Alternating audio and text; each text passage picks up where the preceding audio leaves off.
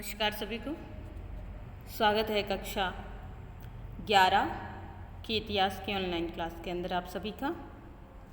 इतिहास में हमने पूरा चैप्टर पढ़ा है 3 महाद्वीपों में फैला हुआ साम्राज्य। उसके 2 अंश रह गए थे, 2 बिंदु रह गए थे, जिसमें आपका एक टॉपिक आया सम्राट त्राजान का स्वप्न। एक छोटा सा पैराग्राफ दिया गया है आपकी पुस्तक के अंदर, सम्राट त्राजान का स्वप्न और भारत विजय, ठीक है। और दूसरा आपका टॉपिक दिया गया है डॉक्टर गैलन के अनुसार रोमन शहरों का ग्रामीण क्षेत्रों के साथ बर्ताव। तो कभी कभी ऐसे प्रश्न आ जाते हैं, तो इस संदर्भ में हमको ये 2 टॉपिक भी समझना उचित रहेगा। तो देखिए, हम समझते हैं कि सम्राट त्राजान का स्वप्न भारत विजय का। तो पहले हम थोड़ा सा जान लेते हैं कि सम्राट त्राजान कौन थे। देखिए, रोम के कई सम्राट हुए रोम के अंदर, और उन्होंने रोमन साम्राज्य का विस्तार है वो किया है।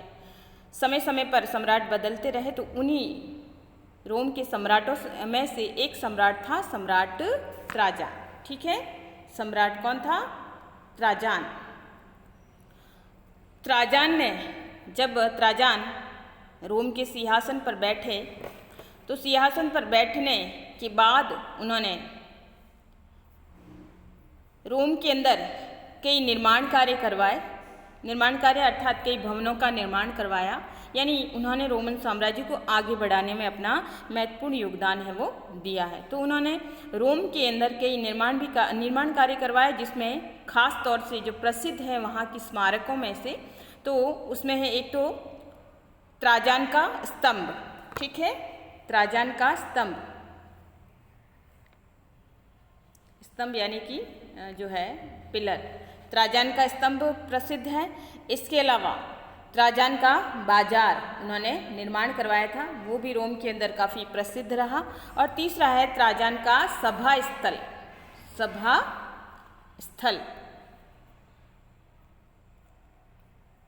स्थल यानी वो जगह जहाँ सभा भवन या वो होता है, तो ठीक है, सभा, ये सारी उन्होंने इन सब का निर्माण है वो त्राजान ने करवाया।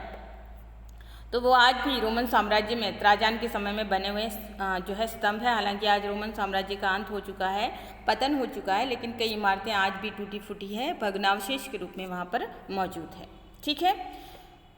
सम्राट त्राजान जो रोम के सम्राट थे, उन्होंने अपने रोमन साम्राज्य का विस्तार किया अपने समय में, और रोम की सीमाओं को काफ़ी लंबा चौड़ा उन्होंने बनाया। कहने का तात्पर्य है कि रोमन साम्राज्य का विस्तार है वो त्राजान के समय बहुत अधिक मात्रा में हुआ।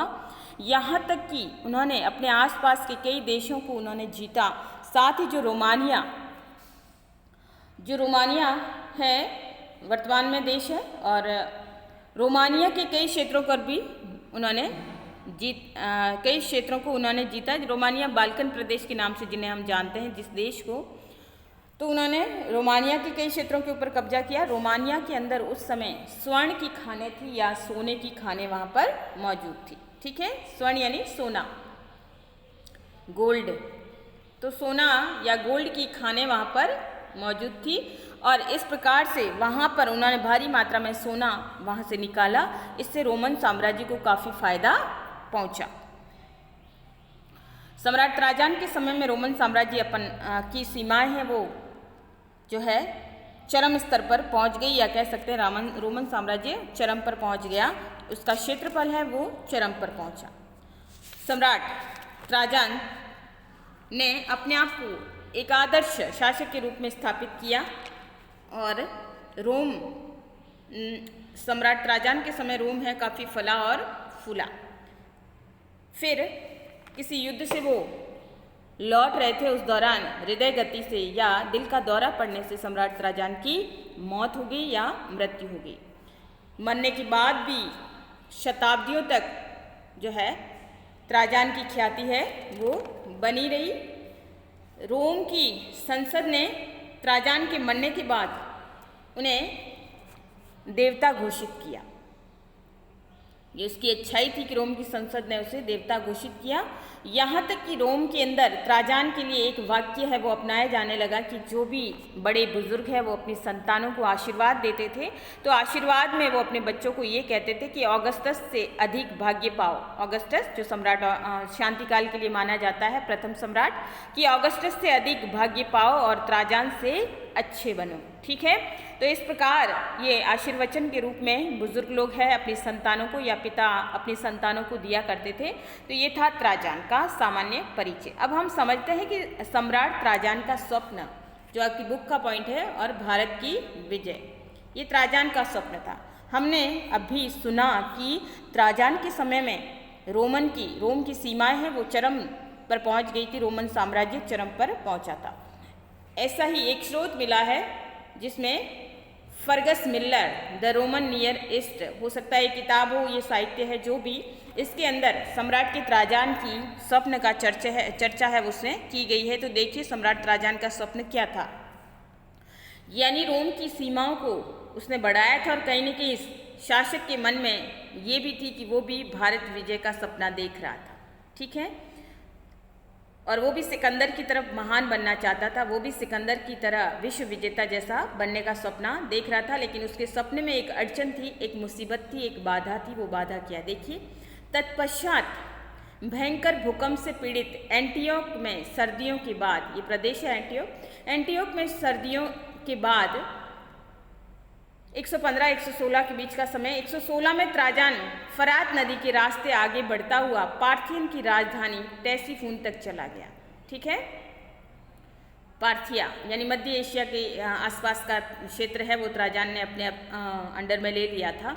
टेसीफून तक चला गया और फिर वहाँ फारस की खाड़ी के सिरे तक पहुँच गया, यानी फारस की खाड़ी तक भी पहुँच गया था। ठीक है, इतिहासकार कैसियस डियो के अनुसार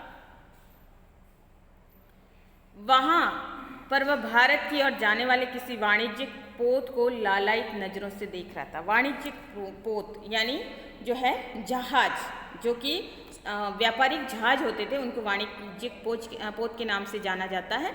तो वो लालायित नज़रों से देख रहा था। लालायित यानी लालसा भरी, कामना भरी, इच्छा भरी दृष्टि से वो देख रहा था, और वो चाह रहा था कि काश वह सिकंदर जैसा जवान होता।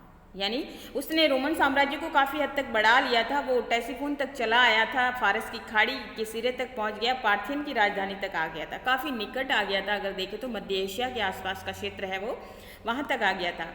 वो भी अब वो चाह रहा था कि वो भारत की तरफ बढ़े, लेकिन उसके सामने एक बाधा यही थी कि वो जवान नहीं था, वो बूढ़ा हो चला था, और ऐसी स्थिति में वो इतनी लंबी यात्रा नहीं करना चाहता था, या अपने साम्राज्य के विस्तार के लिए वो इतना आगे नहीं बढ़ना चाहता था। तो ये था सम्राट त्राजान का स्वप्न। क्योंकि ये इसलिए समझना जरूरी है कि पीछे हमारे प्रश्न भी आया है कि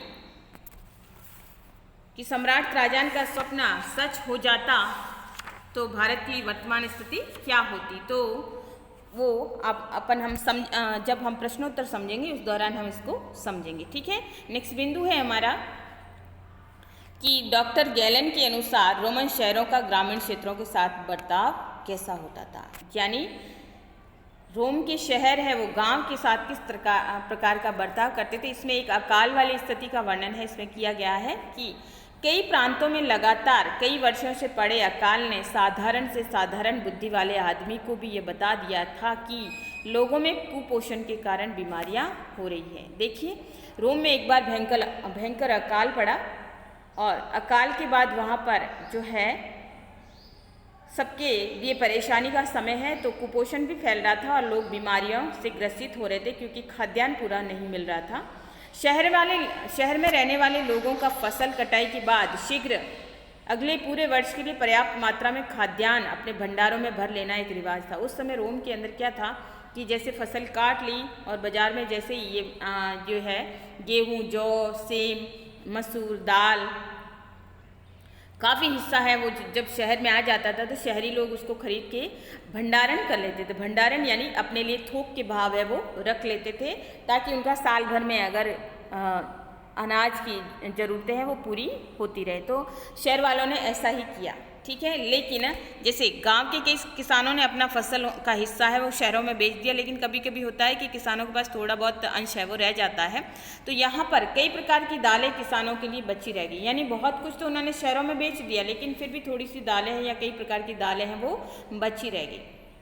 सर्दियों में के लिए जो कुछ भी बचा था उसे खा पीकर खत्म कर देने के पश्चात देहाती लोगों को वसंत ऋतु में अस्वास्थ्यकर खाद्यों पर निर्भर रहना पड़ा कि वहाँ गांवों की स्थिति ऐसी हो गई कि उन्होंने अपना काफ़ी कुछ हिस्सा तो शहरों को दे दिया था, और उसके बाद जब अकाल की स्थितियाँ चल रही थी तो उनके पास पर्याप्त मात्रा में खाद्यान्न नहीं था। यानी दालें जो कि प्रोटीन का आधार होती है या हमें पोषण देती है, तो ऐसे में किसानों के पास जो कुछ भी बचा था वो भी उन्होंने खत्म कर दिया तथा देहाती लोगों को वसंत ऋतु में यानी आगे सर्दियों के बाद का जो समय होता है उस दौरान उनको अस्वास्थ्यकर खाद्यान्नों पर निर्भर रहना पड़ा। यानी जो भी था उनके पास उसी को खा के उन्हें अपना गुजारा करना पड़ा। उन्होंने क्या क्या खाया देखिए, उन्होंने पेड़ों की टहनियाँ खाई, छाले खाई, जड़ें खाई, झाड़ियाँ खाई, अखाद्यान्न पेड़ पौधे और पत्ते खाकर किसी तरह अपने प्राणों को बचाए रखा। ठीक है, ये सब इस प्रकार से उन्होंने कितना कठिनाई से जीवन यापन किया, लेकिन शहर वाले लोगों ने उनके साथ किसी भी प्रकार की मदद है वो नहीं की। अगर शहर के पास जो भंडारण बचा हुआ पड़ा था वो उनका खुद का उपयोग में लेने के बाद भी अगर वो ग्रामीण इलाकों में ये सारी चीज़ें दे देती तो शायद ग्रामीण लोगों की हालत इतनी ख़राब नहीं होती। तो यही बात है कि शहर के लोग हैं वो ग्रामीणों के साथ है स्वार्थपरक है बर्ताव है वो करते थे। ये इसकी जानकारी मिलती है gallon on good and bad diet. अब गुड एंड बैड डाइट यानी अच्छा भोजन और बुरा भोजन। तो ग्रामीण लोगों को बुरा भोजन करना पड़ा जब अकाल की स्थिति रही, और शहर वाले लोगों के पास पर्याप्त सुविधाएं थी, पर्याप्त भंडारण था, इसके कारण उन्होंने अच्छा भोजन किया। तो यही था हमारा टॉपिक।